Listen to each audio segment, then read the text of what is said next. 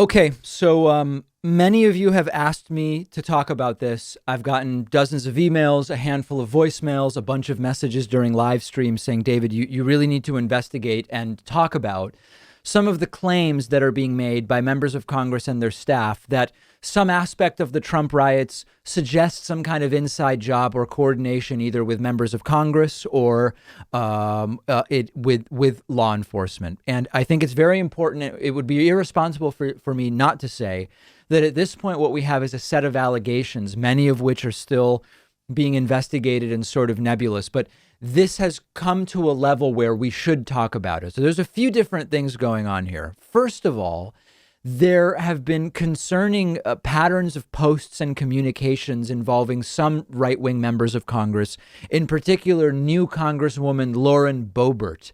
And it sort of exceeds the scope of this segment to go through the minutia piece by piece, but you can easily Google this and sort of explore this path yourself, where she appears to have been communicating and putting out information that could just be sort of generally supportive of the idea of a big protest, which is what Donald Trump is claiming he did, but it ended up inciting a riot.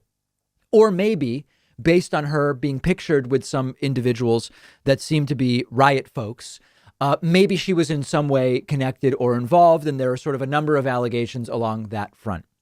There is also the very disturbing allegation that has come from a Capitol Hill staffer that office panic buttons were removed in advance of the pro-Trump riotous insurrection. Her name is Sarah Grow. She's the chief of staff of Democratic Congresswoman Ayanna Pressley. And she said that she, along with others, were taking refuge in Ayanna Pressley's office as protesters and rioters flooded in, and that they barricaded the door with furniture, and they were in there, and then they looked for the panic buttons, and the panic buttons were gone, saying every panic button in my office had been torn out, and saying they could not find any rationale as to why that took place, saying they've used them before, that they had not switched offices, and that there were panic buttons in that office, which were subsequently gone. What is the explanation for that? We don't know. We simply don't know at this point in time. It's being investigated, and it should be investigated. We also heard from Congressman James Clyburn, and James Clyburn explained, and I'm going to play a clip for you momentarily, that he has a marked office at the Capitol, which says Congressman James Clyburn. That's his marked office. But that as majority whip, he tends to work at an unmarked office in a different part of the building, and that somehow the rioters knew exactly where to go, even though it was an unmarked office. This is him explaining it. Take a listen to this. The next part of this, which is what makes this even more troubling with what you were sharing with our folks this morning. Part two of this, of what you were reporting about, is talk about the damage to your offices. You have two different offices in the Capitol. Explain it to our viewers.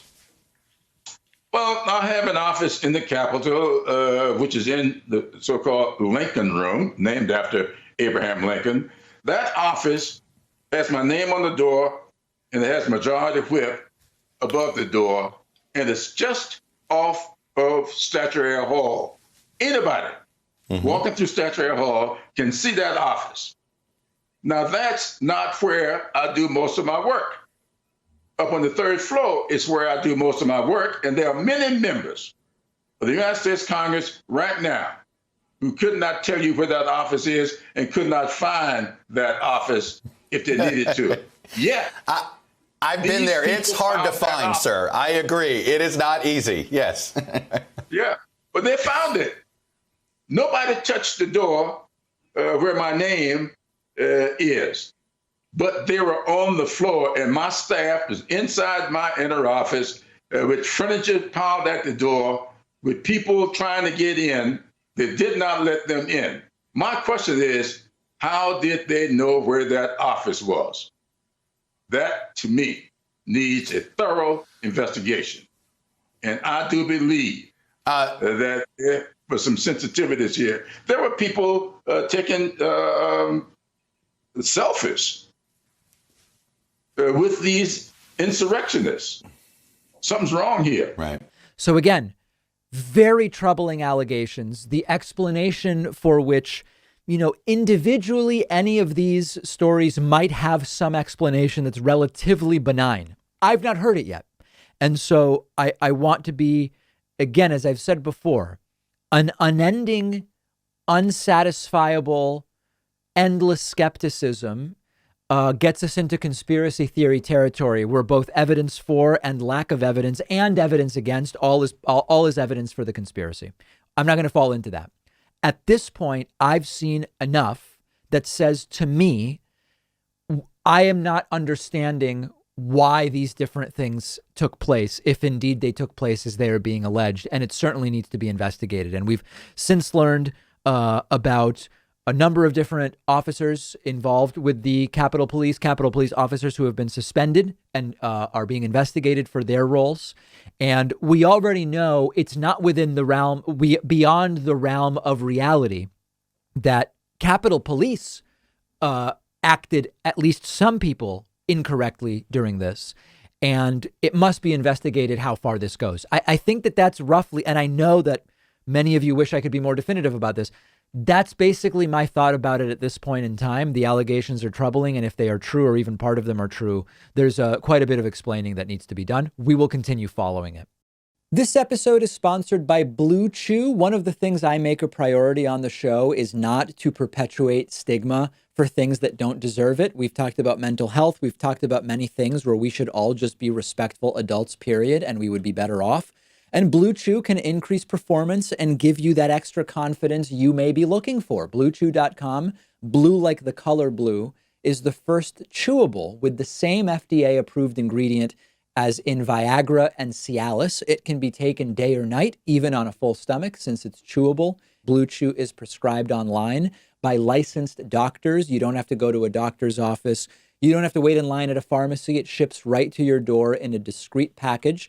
They're made in the USA, and since Blue Chew prepares and ships direct, it's cheaper than a pharmacy. And best of all, no more awkwardness. We've got a special deal for our viewers and listeners. Go to BlueChew.com. Get your first shipment free when you use our promo code Pakman. That's Pakman.